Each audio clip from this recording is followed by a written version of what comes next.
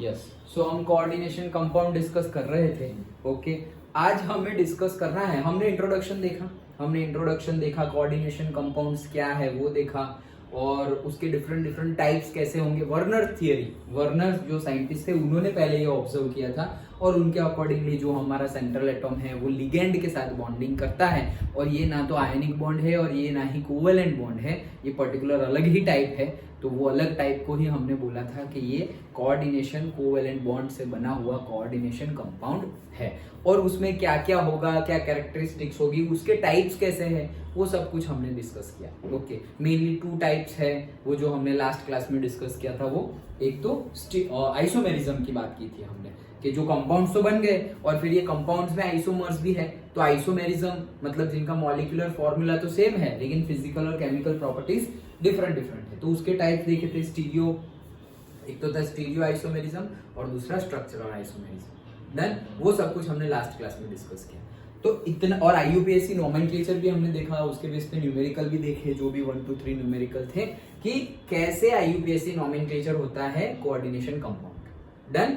अब आगे हमें डिस्कस करना है बॉन्डिंग इन कोऑर्डिनेशन कंपाउंड। तो ये कोऑर्डिनेशन कंपाउंड जो है उसमें हम बोल रहे हैं ना कि पर्टिकुलर, हमने क्या बोला कि हमारे पास सेंट्रल एटम है और एक लिगेंड आ रहा है। लिगेंड मतलब कि जो इलेक्ट्रॉन देने आएगा वो, ये जो सेंट्रल एटम है उसके पास कोऑर्डिनेशन कोवेलेंट बॉन्ड बनता कैसे है। आयनिक बॉन्ड तो इलेक्ट्रॉन के एक्सचेंज से बन जाएगा, कोवेलेंट बॉन्ड इलेक्ट्रॉन के शेयरिंग से बन जाएगा। लेकिन यहाँ पर इलेक्ट्रॉन का शेयरिंग या एक्सचेंज नहीं हो रहा है।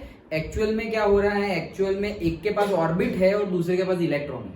ओके, मतलब सेंट्रल एटम है उसके पास ऑर्बिट है, मतलब जगह है, लेकिन उसके अंदर भरने के लिए इलेक्ट्रॉन्स है नहीं, एक भी इलेक्ट्रॉन नहीं है। ओके, और वहां पर उनके पास एक्स्ट्रा इलेक्ट्रॉन है। जैसे कि हम NO2 बोले तो नाइट्रोजन के पास भी extra lone pair of electrons है, ऑक्सीजन के पास भी है, SCN बोले तो सल्फर के पास भी है, साइनाइड के पास भी है, तो उनके पास एक्स्ट्रा इलेक्ट्रॉन है। एमोनिया बोले तो एमोनिया एज अ होल तो न्यूट्रल है, लेकिन उसमें जो नाइट्रोजन है उसके पास भी लोन पेयर ऑफ इलेक्ट्रॉन्स है। तो ये जो लोन पेयर ऑफ इलेक्ट्रॉन्स जो कहीं पे non bond pair of electrons है, कहीं पर भी बॉन्डिंग में पार्टिसिपेट नहीं किए, वो इलेक्ट्रॉन, उनके पास एक्स्ट्रा इलेक्ट्रॉन है लेकिन उनके पास ऑर्बिट नहीं है, तो वो आएंगे और अपने इलेक्ट्रॉन, इस जिसके पास ऑर्बिट है इलेक्ट्रॉन नहीं है उसको वो इलेक्ट्रॉन दे देंगे, और उनके बीच में बॉन्ड बन गया। उनके बीच में ये जो बॉन्ड बना, तो एक के पास ऑर्बिट थी, इलेक्ट्रॉन नहीं थे, और उन लोग के पास इलेक्ट्रॉन थी, ऑर्बिट नहीं थी, तो एक ने अपनी ऑर्बिट दे दी और दूसरे ने अपने इलेक्ट्रॉन्स दे दिए और बॉन्डिंग बना, और वही है हमारा कोऑर्डिनेशन कंपाउंड। डन। ऐसा हुआ क्यों, सबसे पहले अभी हम यहाँ पर वही डिस्कस करेंगे। चलो डिस्कस करते हैं। Werner was the first to describe the bonding feature in coordination compounds. ये हम क्या देखने वाले हैं, बॉन्डिंग इन कोऑर्डिनेशन कंपाउंड, जो बॉन्डिंग हो रही है उसका। तो वर्नर ने ही पहले ये ऑब्जर्वेशन किया था, but his theory could not answer the basic questions. तो वर्नर की जो थी, अभी तक तो हम वर्नर की थियरी के अकॉर्डिंगली चल रहे थे, लेकिन अब वर्नर की थियरी को क्वेश्चन करने का टाइम आ गया है। क्यों क्वेश्चन करने का टाइम आ गया है? क्योंकि सब कुछ नहीं पता चलता। क्या मीनिंग है सब कुछ नहीं पता चलता? पहला point, why only certain elements possesses the remarkable property of the forming coordination compound? क्यों पर्टिकुलर एलिमेंट ही कोऑर्डिनेशन कंपाउंड बनाते हैं, सब लोग क्यों नहीं बनाते? सेंट्रल एटम में तुम जनरली ये ट्रांजिशन एलिमेंट्स क्यों ले लेते हो? डी ब्लॉक के एलिमेंट्स क्यों आ रहे हैं? एस ब्लॉक के एलिमेंट, पी ब्लॉक के एलिमेंट्स क्यों नहीं है? लाइक दैट, ये सबका आंसर वर्नर थियरी से नहीं मिलता है। डन। तो ये तो पहला पॉइंट हो गया कि क्यों सर्टेन एलिमेंट्स ही ये कोऑर्डिनेशन कंपाउंड की कैरेक्टरिस्टिक्स पॉजेस करते हैं। दूसरा, why the bonds in coordination compounds have directional properties. ये इसकी डायरेक्शनल प्रॉपर्टी क्या है? डायरेक्शनल प्रॉपर्टी है ना, मैंने बताया था ना कि सपोज तुम्हारे पास जगह है लेकिन उसका यूटिलाइजेशन नहीं है। मैं टीचर हूं, वहां आके मैं क्लास लूंगा तो तुम्हारा जगह का यूटिलाइजेशन हो गया, मेरे पास जगह नहीं थी, मुझे जगह मिल गई। तो बॉन्ड बनाना होगा तो कैसे बॉन्ड बनेगा? मेरे से तुम्हारी तरफ। क्यों?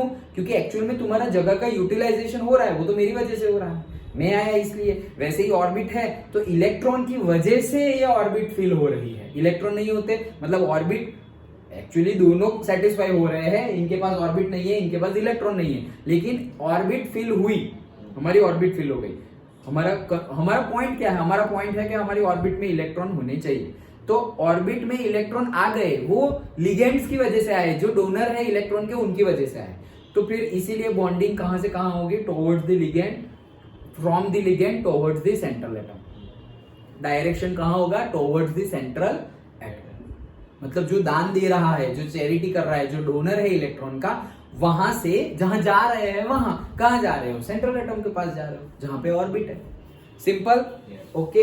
तो वही चीज, तो why the bonds coordination compound has the directional property. Directional property क्यों है, लेकिन ये तो हमने बोल दिया ना कि डायरेक्शन ऐसी शो करेंगे, ये तो हमने डिस्कस किया कि डायरेक्शन ऐसी, वर्नर ने बताया कि डायरेक्शन ऐसी शो करेंगे। कैसे शो करेंगे कि भाई इलेक्ट्रॉन से, मतलब जो लिगेंड्स है उससे सेंट्रल एटम की तरफ। क्यों, क्योंकि इलेक्ट्रॉन तो है, उनके पास ऑर्बिट नहीं है, तो ऑर्बिट कौन दे रहा है, ऑर्बिट दे रहा है सेंट्रल एटम। तो इलेक्ट्रॉन जा रहे हैं लिगेंड से सेंट्रल एटम की तरफ, लिगेंड से सेंट्रल एटम की तरफ इलेक्ट्रॉन जा रहे हैं। दैट्स व्हाई हमने ऐसा एरो दिखाया अकॉर्डिंग टू वर्नर्स थियरी। लेकिन हम तो उल्टा भी बोल सकते हैं कि भाई ये जो इलेक्ट्रॉन है उसके एक्चुअली उनके पास तो ऑर्बिट नहीं है, तो ऑर्बिट प्रोवाइड कर रहा है हमारा सेंट्रल एटम। तो ऑर्बिट प्रोवाइड कौन कर रहा है, हेल्प। यहां पर तुम बोलो तो हेल्प कौन कर रहा था, इलेक्ट्रॉन। अपने इलेक्ट्रॉन देके इलेक्ट्रॉन जा रहे थे, तो लिगेंड्स हेल्प कर रहा था, लिगेंड्स अपने इलेक्ट्रॉन देके हेल्प कर रहा था। लेकिन अगर उल्टा भी तो कर सकते हैं कि वो भाई लोग के पास तो इलेक्ट्रॉन ही नहीं है, ऐसे सर पे लगा के बैठे हुए हैं, एन के पास नाइट्रोजन के पास है, ऑक्सीजन के पास है, सल्फर के पास है, ओके। तो वो सर पे इलेक्ट्रॉन लगा के बैठे हुए, उनके पास ऑर्बिट नहीं है, तो हेल्प तो ये भाई साहब ने की, सेंट्रल एटम ने की कि उनको ऑर्बिट दी, ओके। तो डायरेक्शनल प्रॉपर्टी वर्नर के अकॉर्डिंगली तो हम बोल रहे हैं कि from the ligand towards the central atom. लेकिन ये सच है, इसने कैसे बोला, क्योंकि दोनों ही सेटिस्फाई कर रहे हैं ना, एक के पास इलेक्ट्रॉन नहीं है और एक के पास ऑर्बिट नहीं है। डन। तो वो दूसरा question. Third, why the coordination compound have characteristic magnetic and optical properties. ये कोऑर्डिनेशन कंपाउंड के पास मैग्नेटिक और ऑप्टिकल प्रॉपर्टी कैसे आई। सबसे पहले ऐसा समझो कि मेरा कोबाल्ट है, कोबाल्ट है और कोबाल्ट का सपोज मैग्नेटिक प्रॉपर्टी नहीं है, तो कोबाल्ट के कोऑर्डिनेशन कंपाउंड के पास मैग्नेटिक प्रॉपर्टी आ गई या फिर थी और चली गई, तो ये क्यों हुआ। मैं क्या बोल रहा हूं, एक हमारे पास एलिमेंट है, सिंपली एलिमेंट, वो एलिमेंट क्या होगा, वो एलिमेंट है, हमने देखा था फेरोमैग्नेटिक, याद है, ओके। सो हमने डिस्कस किया था कि एक तो हो रहा है अट्रैक्ट होगा और दूसरा हो रहा है रिपल्जन होगा इलेक्ट्रॉन का, ओके। तो किसने बोला, मतलब ऐसा मैग्नेटिक प्रॉपर्टी, जैसे कोबाल्ट है तो कोबाल्ट की मैग्नेटिक प्रॉपर्टी सपोज नहीं थी और कोऑर्डिनेशन कंपाउंड बन गया तो उसकी मैग्नेटिक प्रॉपर्टी आ गई, या तो उल्टा केस वाइस वर्सा, उसकी मैग्नेटिक प्रॉपर्टी थी लेकिन कंपाउंड बन गया तो मैग्नेटिक प्रॉपर्टी चली गई। ऐसा क्यों हुआ। ऑप्टिकली भी सपोज कोई डेक्स्ट्रो था तो कोई लीवो बन गया, कोई लीवो था तो कोई डेक्स्ट्रो बन गया, ऐसा हुआ क्यों, वो क्यों का आंसर था नहीं वर्नर थियरी। डन। तो ये 3 पॉइंट्स देखें कि क्यों हम अब आगे पढ़ना चाह रहे हैं, क्यों हम दूसरी थियरी प्रपोज्ड की, मतलब साइंटिस्ट ने दूसरी सारी थियरी क्यों प्रपोज की, क्योंकि वर्नर कलर कौन सा मिलेगा कंपाउंड का पता चलता नहीं था, डायरेक्टली नहीं, हमने तो प्रैक्टिकली पता चलेगा कि अच्छा ये रेड कलर है, अच्छा ये वाला कलर है, लेकिन कब कौन सा कलर मिलेगा वो डायरेक्टली हम एज्यूम कर सकते नहीं है, पहले से प्रिडिक्ट कर सकते नहीं। Done, okay. तो ये सारे पॉइंट थे, दैट्स व्हाई हम अभी फर्दर दूसरी थियरीज डिस्कस करेंगे। Many approaches have been put forth to explain the nature of the bonding in coordination compound, मतलब बहुत सारी थियरी आई उसके बाद, जैसे कि वैलेंस बॉन्ड थियरी, जैसे कि crystal field theory, VBT, CFT, ligand field theory, LFT and molecular orbital theory, MOT. इतनी सारी थियरीज आई है समझाने के लिए, कौन क्या समझाने के लिए, कोऑर्डिनेशन कंपाउंड की कैरेक्टरिस्टिक समझाने के लिए।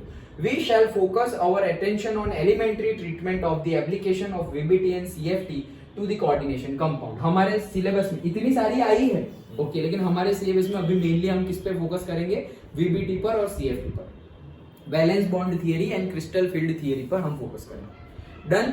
तो ये हमने क्या समझा, ये एक्चुअली क्या है, ये एक्चुअली है लिमिट। कोई पूछ ले एग्जाम में पूछ लेंगे, किस कैसे भी घुमा फिरा के, ऐसे डायरेक्टली नहीं पूछेंगे बॉन्डिंग इन कोऑर्डिनेशन कंपाउंड, ऐसा नहीं पूछेंगे। वो क्या पूछेंगे, वो पूछेंगे what are the limitations of Werner theory, ये लिमिटेशंस है, ये वाई का आंसर है नहीं, that is the limitations of Werner theory. तो है इंपॉर्टेंट, वर्नर थियरी की लिमिटेशंस क्या है। वर्नर डायरेक्शनल प्रॉपर्टी किसने बताया, magnetic optical property, magnetic properties optical property, कोई एक्सप्लेनेशन नहीं है कि कब क्या होगा, ओके।